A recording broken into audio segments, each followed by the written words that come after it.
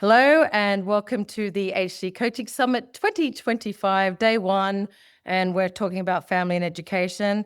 And we've actually just finished training Wrexham University's DSA specialist mentors and study skills tutors.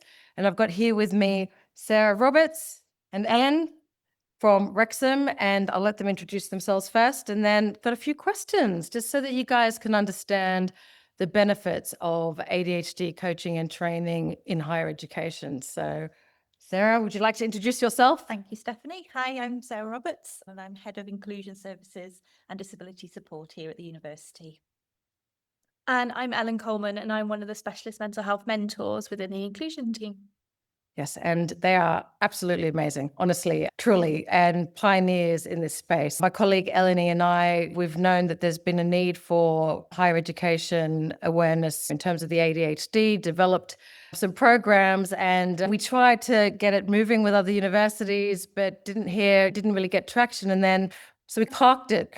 And then out of the blue, I get this call from Wrexham, and be interesting actually to ask as well, what made you reach out? Because yeah, it took us by surprise because I just felt at the time, probably about 2 years before you reached out, we were trying to put it on the agenda of universities, but obviously either weren't ready. But you guys were the first to actually engage. And we recently did this podcast with You're Wrong About ADHD, and rightfully, the presenters shouted out Wrexham for its foresight and it being a pioneer in this space. What made you come out for this specialist support? I think in terms of the support we provide here for students, we have all our in-house support. So we have, like you've mentioned before, our DSA specialist study skills tutors, our DSA specialist mentors to support students. And although the team are doing a wonderful job in terms of supporting students, we're finding lots of students coming to us who are maybe newly diagnosed with ADHD or seeking a diagnosis. So we just wanted to make sure that we're giving our students the best possible support that we can. So it's about seeking out with yourselves, Stephanie, to enable our staff to be fully equipped to support students with ADHD, as well as looking at something that we can provide to students, such as our Thriving at University module, in terms of something that they can actually utilise themselves to recognise their potential in their studies.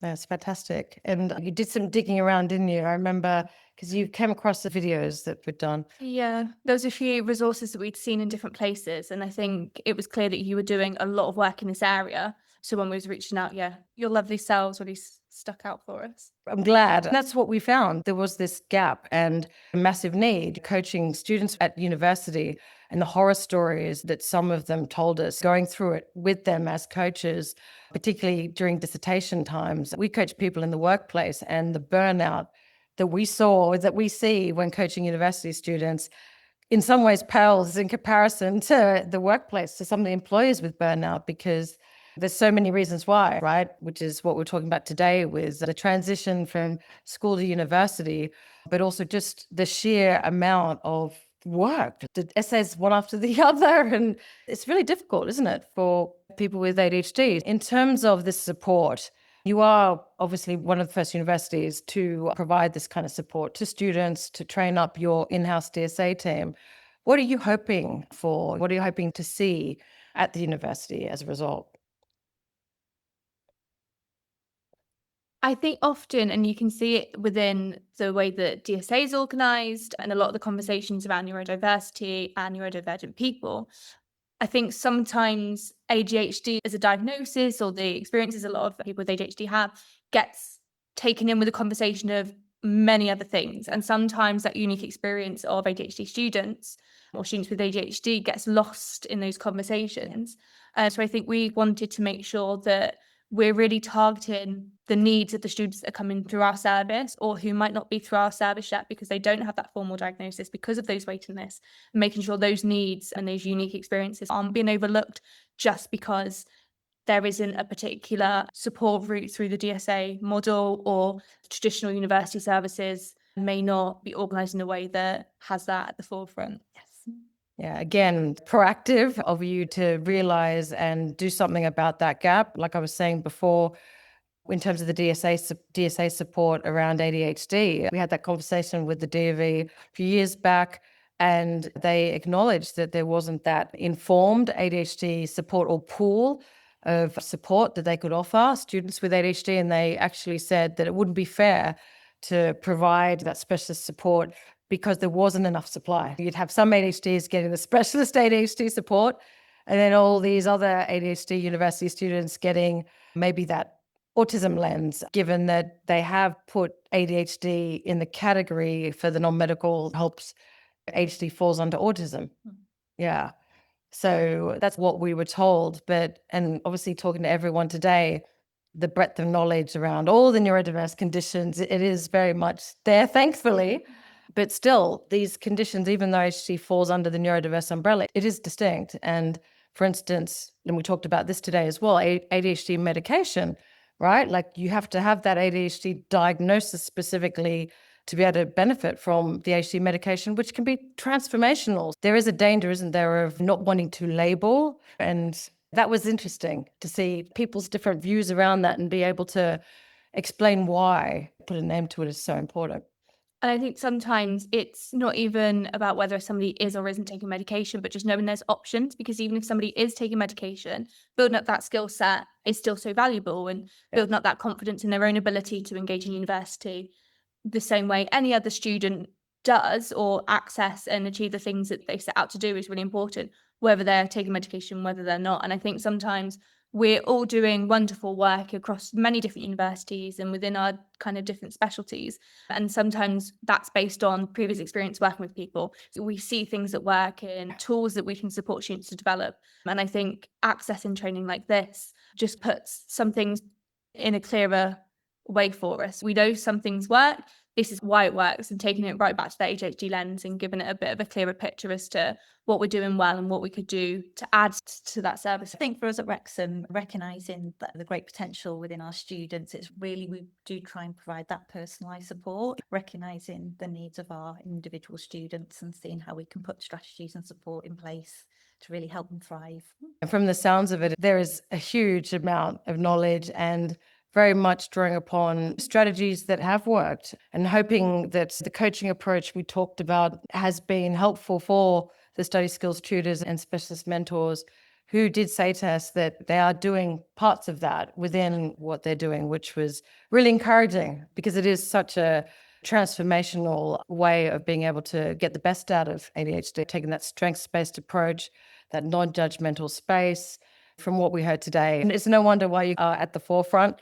And that shout out from Katie and Sam from You're Wrong About ADHD, very well deserved. And we're really excited to be partnering with you on this journey. So I think the next step's obviously that Thriving at University online course, getting that rolled out to the students and working with your DSA team to help them understand the components and what will be helpful as and when these things come up in their sessions with students, which is it's just fantastic for them to have that resource. We look forward to getting that finalized. So, from that online platform for the students to have, it's something they can do in their own time or work with the specialist tutors or mentors, but it's about building that confidence, that self-advocacy, that strengths-based approach, anticipate what their needs might be, for example, and also maybe looking at where challenges are for those students and where we can help support them.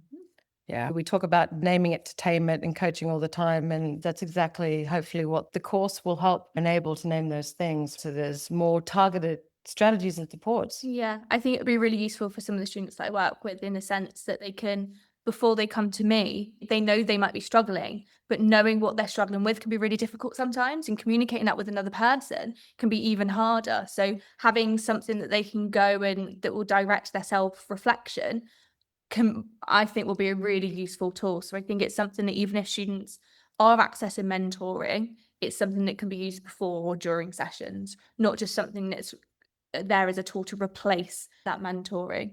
And it could be even, we're going to roll it out for all students. So even if they've not accessed our support services yet, it's something, it's a tool they can look at. They may encourage them to seek support because they can identify where they can obviously look at their strengths approach, but maybe look at where things are more challenging, and then they may reach out for us to help them along the way. Yeah, that's a really good point, actually, because a lot of people with ADHD don't understand it. And so by accessing that course, being able to see more of the picture, and if they do resonate, they're more likely to be able to reach out for support so they can help themselves and engage with the support that you provide through your team. And that post-diagnosis stage, a lot of people, I think, have the misconception that once you have that diagnosis, so much falls into place and things make sense and things get easier. And I don't think that's always the case. And I think for a lot of our students, if they're already at university, there's so much, it feels like there's a lot of consequence to getting this right. So if there's anything that we can offer students during that diagnosis process, whether it's before, just after, or while they're finding more out about themselves while they're here, I think that's really a really useful tool.